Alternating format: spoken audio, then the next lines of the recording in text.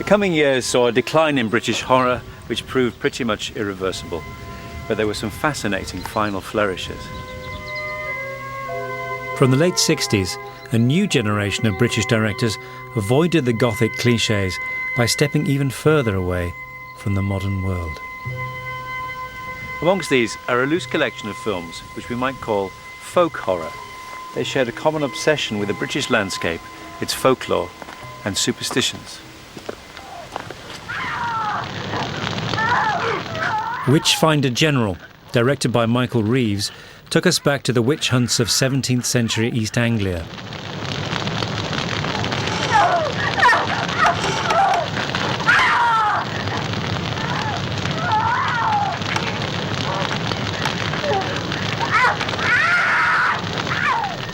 It may have cast horror legend Vincent Price in the lead role, but this was new territory, dark and nihilistic.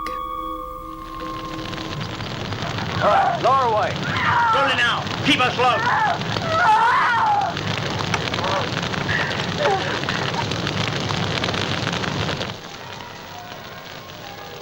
Without a doubt, the best known of this group of films is The Wicker Man. Set on idyllic Summer Isle, it pits the pagan islanders against the upstanding Christian hero, with its horrific conclusion played out in daylight.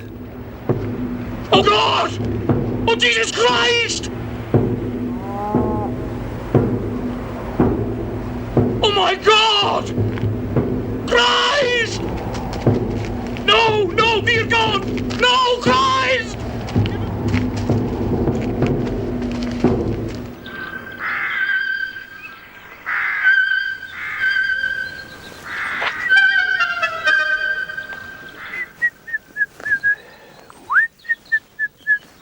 The Wicker Man may have become the cult film, and Witchfinder General may have grabbed most of the critical plaudits, but there's another film which I think deserves much wider appreciation.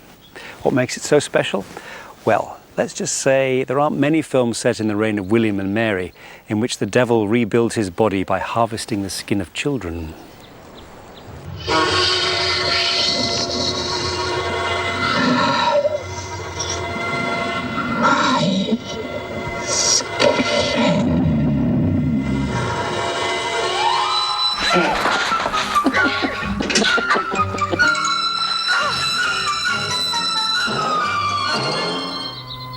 The film is Blood on Satan's Claw, and its director Piers Haggard also drew inspiration from the countryside of the home counties.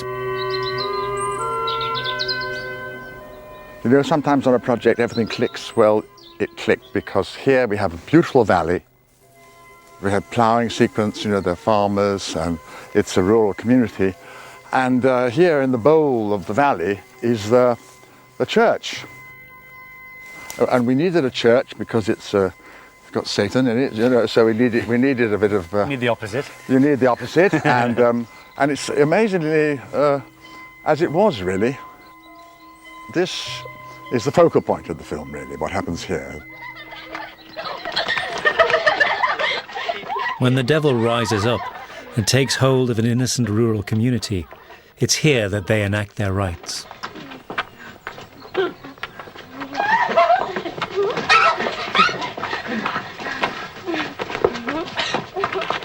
What kind of a horror film were you setting out to make? I didn't want to do something which was larky, and I wasn't really interested in Dracula.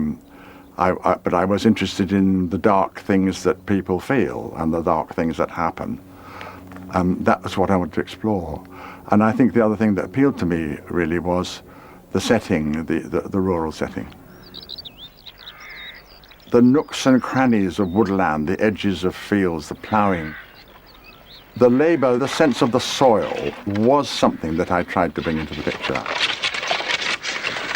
So in the opening scene where, you know, the lonely ploughman and his girl across the valley, and you gradually become where something is going to happen, but you don't know what it is.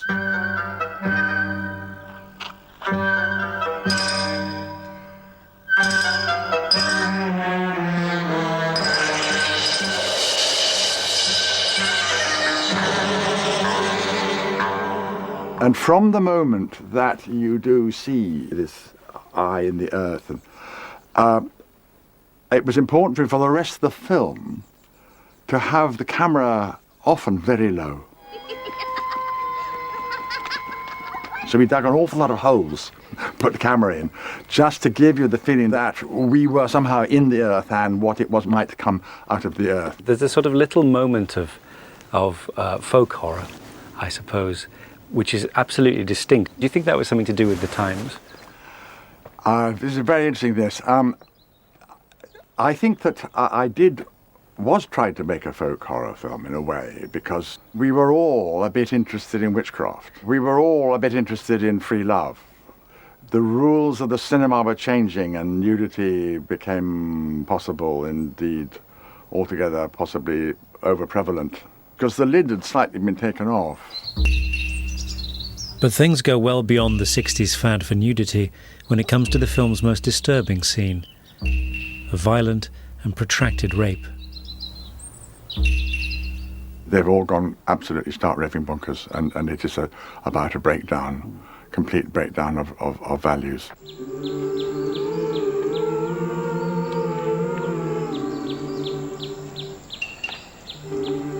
A very beautiful procession coming to the church, chanting and the blossom, turns into something very ugly, and the beautiful vows are used, as scourges and whips.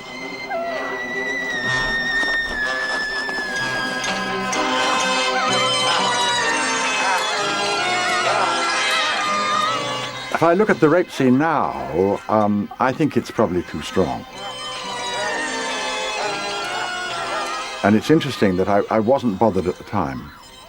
I think you will find most directors, if they get their teeth into a sequence which is going to be really powerful, they become completely seduced, and I was seduced by the sheer dramatic power.